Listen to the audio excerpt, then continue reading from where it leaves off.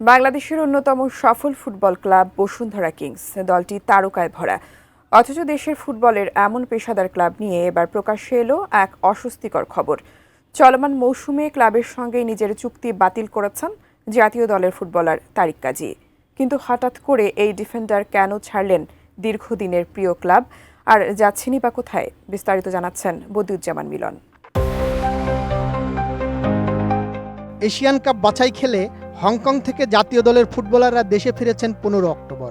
যার যার ক্লাবেও ফিরে গেছেন ফুটবলাররা। শুক্রবার থেকে বসুন্ধরা কিংসের জাতীয় দলের ফুটবলাররা অনুশীলন শুরু করলেও অনুপস্থিত ছিলেন তারিক কাজী। নানা গুঞ্জনের মধ্যেই সন্ধ্যার পর তার সামাজিক যোগাযোগ মাধ্যমে তিনি বসুন্ধরা কিংসের সঙ্গে চুক্তি বাতিলের ঘোষণা দেন। ফিনল্যান্ড প্রবাসী তারিক কাজী বসুন্ধরা কিংসের হয়ে খেলেছেন 5 মৌসুমেরও বেশি সময়। বসুন্ধরা কিংসের অন্যতম নির্ভরযোগ্য ফুটবলারও তিনি। ক্লাবের সঙ্গে সুসম্পর্ক থাকলেও গত 1 বছর বেতন নিয়ে টানাপোড়েন হওয়ায় তিনি কিংসের সঙ্গে আইনগতভাবে চুক্তি বাতিল করেছেন বলে সামাজিক মাধ্যমে পোস্ট করেছেন। তিনি জানান, বকেয়া বেতন পরিশোধ না হওয়ার কারণে আইনগতভাবে তিনি বসুন্ধরা কিংসের সঙ্গে চুক্তি বাতিল করেছেন। বাতিলের ব্যাখ্যাও দিয়েছেন তিনি। 1 বছরের বেশি সময় ধরে অনিয়মিত ও বিলম্বিত বেতন পরিশোধের মধ্য দিয়ে গেছেন তিনি। অনিশ্চয়তার এমন এক সময় যা তাকে শুধু পেশাদার হিসেবেই নয়, একজন মানুষ হিসেবেও পরীক্ষা করছে। এটি শুধু আর্থিক কষ্ট ছিল না, এটি ছিল একটি মানসিক চাপ যা প্রকৃত পেশাদাররা নিঃশব্দে বহন করে।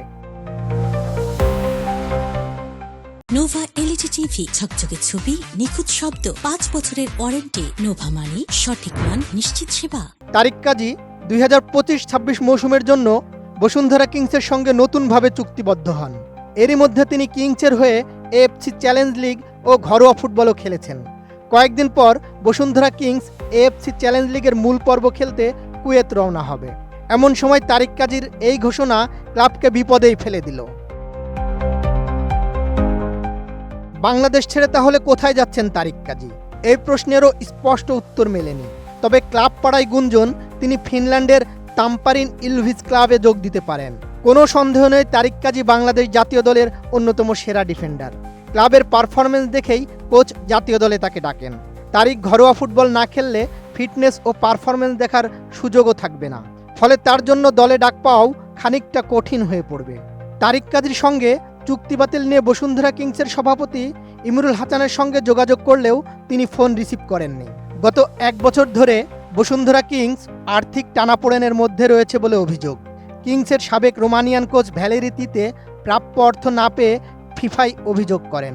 সেই অভিযোগের প্রেক্ষিতে ফিফা কিংসের ওপর ট্রান্সফার নিষেধাজ্ঞা জারি করে। ফরাসি ফিটনেস কোচ খলিল চাকরোন ফিফায় অভিযোগ করে আবারও ক্লাবে ফিরে কাজ শুরু করেছেন। একজন নির্ভরযোগ্য ফুটবলারের সঙ্গে দেশের সেরা ক্লাবের সম্পর্ক এমনভাবে শেষ হবে, এটা শুধু বসুন্ধরা কিংসের জন্যই নয়, পুরো দেশের ফুটবলের জন্যই বড় এক নেতিবাচক বার্তা। বদিউজ্জামান মিলন, এটিএন নিউজ।